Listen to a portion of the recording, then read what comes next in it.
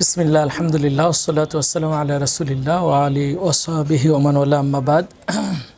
আজকের এই ইলমি হালাকায় উপস্থিত সম্মানিত সভাপতি, প্রধান অতিথি এবং সম্মানিত উলামায়ে কেরাম, আজকে আমরা অত্যন্ত গুরুত্বপূর্ণ আলোচনা শুনেছি ইখলাস সম্পর্কে।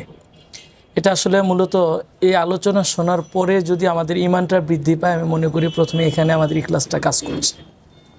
আলোচনা শোনার পরে যদি আমার চরিত্রের মধ্যে বা ক্যারেক্টারিটির মধ্যে কোনো পরিবর্তন না আসে, তাহলে বুঝতে হবে আমি ইখলাসের জায়গায় এখনও পৌঁছতে পারিনি। আজকে যে প্রাণবন্ত কোরআন এবং সুন্নাহর আলোকে যে আলোচনা শুনলাম, এর দ্বারা বুঝলাম যে আমি যা শুনলাম এটা যদি অথেন্টিক হয় এবং কোরআন সুন্নাহ ভিত্তিক হয়, পিছনের সব কিছু আমি জেরে ফেলে দিয়ে যদি আল্লাহ তাআলার সন্তুষ্টির উদ্দেশ্যে কাজগুলো করতে পারি, তাহলে আমি ইখলাসের ধারে কাছে আছি বলে মনে হয়। দ্বিতীয়ত, আল্লাহ তাআলা সূরা সফের মধ্যে বলেছেন, লিমা তাকুলুনা মা লা তাফআলুন কবুরা মাকাতান ইনদাল্লাহি আন তাকুলু মা লা তাফআলুন। আল্লাহ তাআলা বলছেন, তোমরা এমন কথা কেন বলো যেটা তোমরা কাজে পরিণত করো না।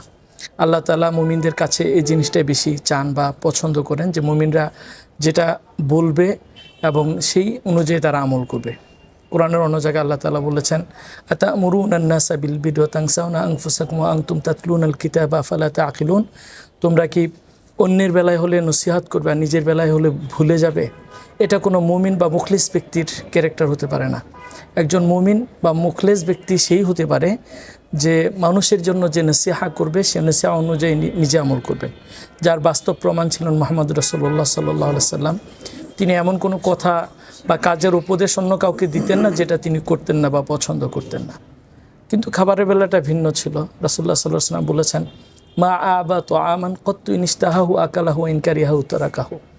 তিনি কোনো খাবার যদি অপছন্দ করতেন, তিনি সেটা খেতেন না, কিন্তু কেউ পছন্দ করলে তাকে খাবারের দোষ বর্ণনা করে এই খাবার থেকে দূরে রাখতেন না, কারণ এই খাবারটা অন্যের কাছে পছন্দনীয়। এটাও একটা ইখলাসের সংজ্ঞা, যে আমি পছন্দ করি না, আরেকজন ভাই পছন্দ করে কিন্তু জিনিসটা হালাল।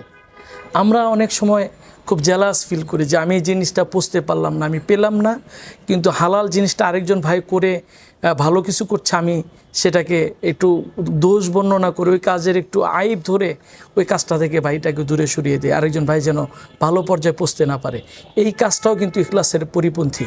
সুতরাং আমাদের এই জায়গাগুলো ধরে যদি আমরা কাজ করি, আল্লাহ তাআলা ইনশাআল্লাহ আমাদেরকে দুনিয়া এবং আখিরাতে কামিয়াবি করবেন। আল্লাহ তাআলা আমাদের সকলকে মুখলিস হওয়ার তৌফিক দান করুন। ওয়া মা আলাইনা ইল্লাল বালাগ। আসসালামু আলাইকুম ওয়া রাহমাতুল্লাহি ওয়া বারাকাতুহু।